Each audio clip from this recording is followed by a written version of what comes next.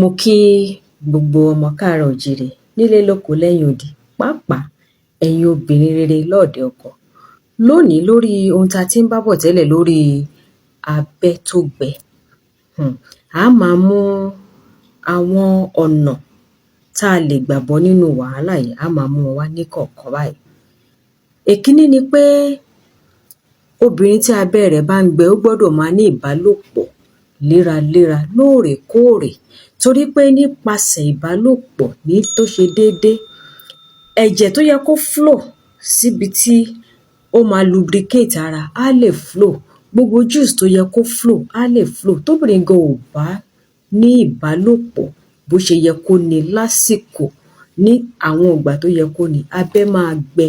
Nítorí náà, èkíní ni pé kí obìnrin ó máa ní ìbálòpọ̀ lásìkò, kó máa ní ìbálòpọ̀ déédé.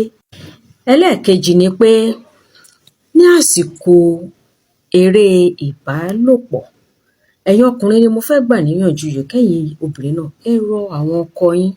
Ṣé ẹ rí nǹkan kan wà tá à ń pè ní foreplay, gbogbo wa la mọ̀ ọ́. Ẹ jẹ́ ká ṣe obìnrin bó ṣe yẹ ká ṣe é, ká fọwọ́ kan ibi tó yẹ ká fọwọ́ kan, ká fẹnu síbi tó yẹ ká fẹnu sí, ká sà wọ́n dáadáa títí tí juice yẹn á fi flow.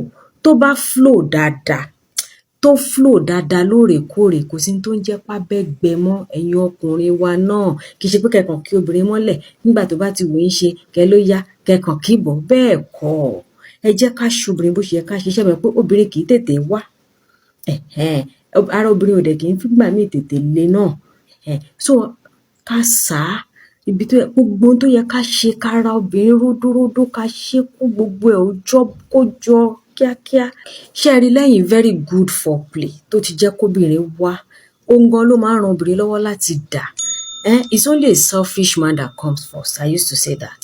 Ọkùnrin tó bá jọ́kùnrin tó mèrè ṣe, ó máa jẹ́ kí obìnrin ẹ̀ kó kọ́kọ́ wá ná kóun tó wá, torí ó rọrùn fọ́kùnrin láti wá. Lẹ́yìn èyí, ẹlẹ́ẹ̀kẹta ni pé a lè lo àwọn lubricants, lubes oríṣiríṣi. Ṣùgbọ́n tó bá ti jẹ́ oil base lẹ fẹ́ lò, bóyá bí vitamin C o, bóyá bí olive oil o, bóyá bí coconut oil o, bóyá bí tea tree oil o, tẹ́ bá lo àwọn yẹn, kẹ́ make sure pé kì í ṣàsìkò tí ọkùnrin fẹ́ lo rọ́bà ìdáàbòbò, torí tọ́kùnrin bá lo rọ́bà ìdáàbòbò pẹ̀lú oil base lubrication, ó máa ya o. Nǹkan tẹ́ ẹ̀ fẹ́ kó ṣẹlẹ̀ yẹn á ṣẹlẹ̀. Lẹ́yìn èyí ni pé mo rọ gbogbo obìnrin, ẹ máa mu omi dáadáa. Bóyá ẹ wà menopause àbẹ́ menopause, gbogbo ohun tí mo kà lẹ̀ ló wúlò fún everybody. Tẹ́ bá mu omi dáadáa kò ní gbẹ. Nínú fọ́nrán wa tó máa tẹ̀lé èyí tá a ṣe lónìí yìí, a tún máa yànnàná àwọn ọ̀nà àbáyọ sí